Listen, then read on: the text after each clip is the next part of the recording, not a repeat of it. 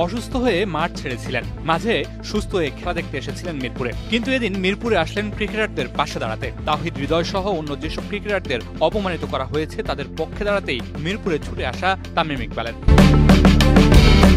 বিপিএলে 2 ম্যাচ শাস্তি পেয়েছিলেন তাওহিদ হৃদয়। বোর্ড সভাপতির নির্দেশেই সেটি কমিয়ে আনা হয়েছিল 1 ম্যাচে। 2 ম্যাচ হৃদয় খেলে ফেলার পর আবারও ফেরানো হয়েছে পুরনো শাস্তি, যেটিকে বিসিবির তরফ থেকে ক্রিকেটারদের অপমান করা হয়েছে বলছেন তামিম। তাই তো ক্রিকেটারদের অপমানে ছুটে এসেছেন তিনি, তার আহ্বানে ছুটে এসেছেন অন্য ক্রিকেটাররাও।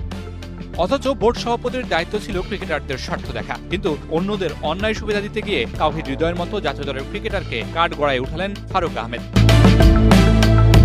শুধু তাওহিদ হৃদয়কেই নয়, ফারুক আহমেদের বোর্ড ইতিহাসে প্রথমবারের মতো ফিক্সিং এর অভিযোগ ওঠা 2 ক্রিকেটারকে মিডিয়ার সামনে প্রকাশ্যে অপমানিত করেছেন ছায়া তদন্তের নাম করে, যা কোনোভাবেই মানতে পারেনি সাবেক এই অধিনায়ক।